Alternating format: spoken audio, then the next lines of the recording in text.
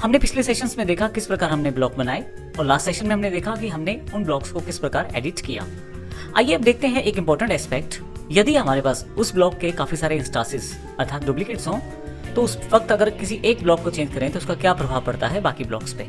यहाँ हम दो एग्जाम्पल के साथ कार्य करेंगे। अगर हमारे पास एक से ज्यादा ब्लॉक्स है और किसी एक पर्टिकुलर ब्लॉक को एडिट करना है तो किस प्रकार कर सकते हैं, और यदि सबको इकट्ठा एडिट करना है तो वो किस प्रकार कर सकते हैं। इसके लिए हम एग्जाम्पल के लिए हम सबसे पहले इस यहाँ पे दिए गए ब्लॉक को हम प्रयोग करेंगे और इसके लिए हम इसकी काफ़ी सारी कॉपीज बनाएंगे। तो ये देखते हैं, सबसे पहले प्रयोग करते हैं। इसके लिए मैं यहाँ पे कॉपी कमांड चुन लेता हूँ और इस ऑब्जेक्ट को सिलेक्ट करके एंटर प्रेस कर देता हूँ। सबसे पहले बेस पॉइंट सेलेक्ट कर लेता हूँ और अब मुझे यहाँ पे इसकी कॉपीज को पेस्ट करना है। मैंने यहाँ इसकी काफ़ी सारी कॉपीज पेस्ट करनी शुरू कर दी हैं। रैंडमली मैं क्लिक करता जा रहा हूँ अलग अलग जगह पे। फाइनली मुझे ये कॉपीज चाहिए, मैं एंटर प्रेस कर देता हूँ। अब मेरे पास इस पर्टिकुलर ब्लॉक की काफ़ी सारी कॉपीज यहाँ पे अवेलेबल हैं। ध्यान रखिएगा ये सभी कॉपीज जीरो लेयर पे ही हैं। हमारे पास काफ़ी सारी लेयर्स हैं और मैं इस वक्त जीरो लेयर पे ही काम कर रहा हूँ। यहाँ एस्केप कर लेता हूँ क्योंकि जब भी आप किसी ऑब्जेक्ट को सिलेक्ट करेंगे ऑटोमेटिकली उसकी लेयर वहाँ पे सिलेक्टेड हो जाएगी। अब मैं यहाँ पे चाहता हूँ कि किसी पर्टिकुलर ब्लॉक में मैं एडिट करूँ और उसके सभी इंस्टांसेस अर्थात सभी कॉपीज में एडिट ऑटोमेटिकली हो जाए। तो ये देखते हैं किस प्रकार से होता है।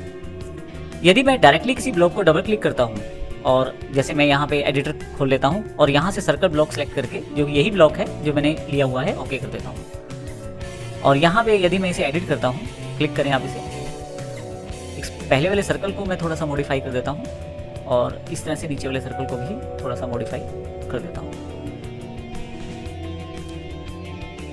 फाइनली यहाँ से क्लोज एडिटर और इसको मैं सेव कर देता हूँ चेंजेस को। तो आप देखेंगे मैंने केवल पहले इंस्टांस में चेंज किया है, परंतु यहाँ पे जितनी भी उसकी कॉपीज थी सब में वो चेंजेस हो चुके हैं। तो इस प्रकार जब आप ब्लॉक्स का प्रयोग करते हैं, उनको कॉपीज करते हैं, उसके इंस्टांसेस क्रिएट करते हैं या उस ब्लॉक को कई बार इंसर्ट करते हैं अपनी फाइल में, तो आप किसी भी पर्टिकुलर ब्लॉक को चेंज करें उसका प्रभाव उन सभी इंस्टांसेस पे पड़ेगा जो वहाँ पे उपलब्ध हैं। इसका अर्थ ये हुआ कि हमने एक्चुअल में ब्लॉक की डेफिनेशन में चेंज किया है। जहाँ जहाँ उस ब्लॉक को इंसर्ट किया गया है वहाँ वहाँ उसके चेंजेस वहाँ पे रिफ्लेक्ट होंगे। परंतु मान लीजिए यहाँ पे अगर मुझे किसी पर्टिकुलर ब्लॉक को ही चेंज करना है, बाकी ब्लॉक्स को चेंज नहीं करना है, तो ये किस प्रकार कर सकता हूँ। इसके लिए बड़ा सिंपल है, हम एक्सप्लोड कमांड का प्रयोग करेंगे। लेकिन यहाँ पे ध्यान देना है कि हमें किस पर्टिकुलर ब्लॉक को चेंज करना है, तो यहाँ पे हम उस पर्टिकुलर इंस्टांस को सिलेक्ट कर सकते हैं। इसके लिए मैं कमांड प्रॉम्प्ट पे एक्सप्लोड टाइप कर देता हूँ, PLODE। आप देखेंगे यहाँ पे मेरे पास एक्सप्लोड कमांड आ गई है। मैं क्लिक कर लेता हूँ एक्सप्लोड कमांड को। एक्सप्लोड कमांड के बारे में हम पिछले सेशंस में पढ़ चुके हैं। रिव्यू के लिए मैं यहाँ बता देता हूँ कि अगर किसी ब्लॉक को आप फिर से वापस डिफरेंट ऑब्जेक्ट्स में डिवाइड करना चाहते हैं, फिर से वापस उन ऑब्जेक्ट्स में लाना चाहते हैं जिनसे मिलके वो ब्लॉक बना है, तो आप ऐसा एक्सप्लोड कमांड के द्वारा कर सकते हैं। एक्सप्लोड कमांड वो ब्लॉक ऑब्जेक्ट को फिर से तोड़ेगी और फिर से अलग अलग ऑब्जेक्ट्स में डिवाइड करेगी। एक तरह से आप अलग अलग ऑब्जेक्ट का उपयोग कर सकते हैं। फिर इसमें मैं यहाँ बीच वाले ब्लॉक को चुन लेता हूँ क्योंकि एक्सप्लोड कमांड के द्वारा मुझे उस ऑब्जेक्ट को चुनना है जिसे एक्सप्लोड करना है। मैं क्लिक करके एंटर प्रेस कर देता हूँ। अब आप देखेंगे कि ये सिंगल ऑब्जेक्ट भी सिलेक्ट कर रहा है क्योंकि ये वाला ब्लॉक पर्टिकुलर इंस्टांस ये अलग हो चुका है बाकी सबसे।